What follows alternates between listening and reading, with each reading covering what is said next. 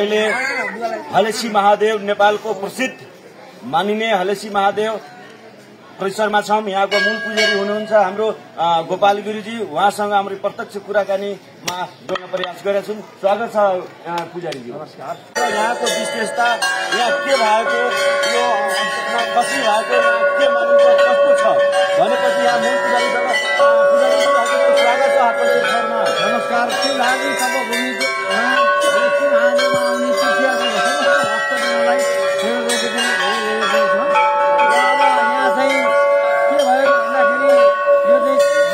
खोटाङ जिल्लाको नासिरको बसोबास गर्ने यो चाहिँ बागवंशी राईले शिकार खेल्ने क्रममा चाहिँ पत्ता लगाएको हलेसी महादेव मन्दिर र त्यसमा चाहिँ शिकार खेल्ने क्रममा पत्ता लगाइसकेको थियो। त्यसको कुरा आज गर्दै जाँदाखेरि चाहिँ 1861मा राजा गिरिबालले 15 रुपियाँ दिएको गिरी पुजारीहरूलाई दिएर अहिलेसम्म चाहिँ पुजारीहरू 5 पुस्ता हुँदै 6 पुस्ता भयो। हामीले कुरा आज गरिरहेको थियौँ। अहिले मन्दिर व्यवस्थापन समिति चाहिँ छ, स्थानीय सरकार छ, हलेसी चौरचौर नगरपालिका, बुद्धिस्ट संस्थानले चाहिँ संस्कृति पर्यटन मन्त्रालय अन्तर्गतबाट चाहिँ यसको व्यवस्थापन राम्रो भइरहेको छ।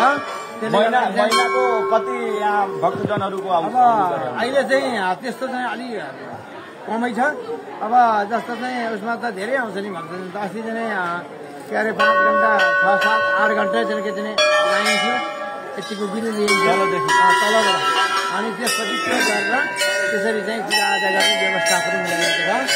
र अब यहाँ चाहिँ गुफा चाहिँ भस्मासुरले बिर्खासुर राष्ट्रियले खेल्दै ल्याउँदाखेरि शिवजी यहाँ आएर बस्नुमा भने अहिले चाहिँ अहिले तल्लो गुफा गर्दाखेरि देख्नु शिवजीको पाइला छ।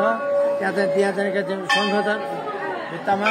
साँडे चाहिँ बसाले चर्चसँग ढेकडाप गर्दाखेरि चाहिँ साँडेको टाउको बजारिएर भित्तामा शङ्ख बनेर कैलाशमा विष्णु भगवान्लाई थाहा भइसक्यो किन के आराधना गर्नुभयो भनेर यसो हेर्दाखेरि त्यो बिर्खासुर राष्ट्रियले खेल्दै गइरहेको त्यति बेला चाहिँ भगवान 281 केटीको उमेर भएर आएर त्यहाँबाट चाहिँ अब त्यस्तो होइन बाघको छाला पनि सर्पको माला लाउने साँडे गोरु मान्छे खाने रस्ने चाहिँ मसाला गाड्दा पनि त्यसको चाहिँ शिवजी हुन सक्दैन।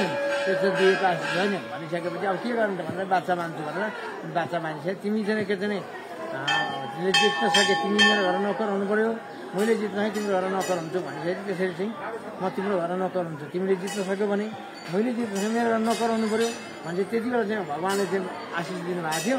अनि पछि चाहिँ नाच्दै आफै चाहिँ यसो गरेर भनेपछि भगवान शिवले भस्मासुरलाई वरदान दिएपछि त्यो भस्मासुरले वरदानको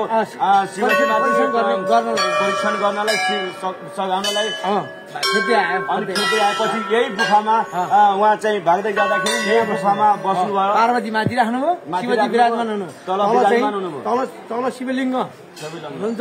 अस्ति चाहिँ 14 गते चाहिँ के चाहिँ फागुनको 14 गते शिव महाशिवरात्रि थियो नि त। त्यति बेला खोलियो। अब चैतको 24 गते चाहिँ कभर त्यसलाई चाँदीको कभरले खोलेर फेरि पूर्ण चाहिँ के गएर गहना बाजा सहित यहाँ चाहिँ के चाहिँ सुरक्षाकर्मी सहित गएर फेरि गहना पहिराएर चाँदीको कभर चाहिँ भित्र फेरि चाँदीको कभर लगाइन्छ। किन भन्दाखेरि शिवलिङ्गलाई सेभ गर्नको निमित्त भनेर हलेसी विकास समितिले चाँदी चाहिँ के किनेर त्यो चाँदीको 24 लाखको चाँदी किनेर लगाएको।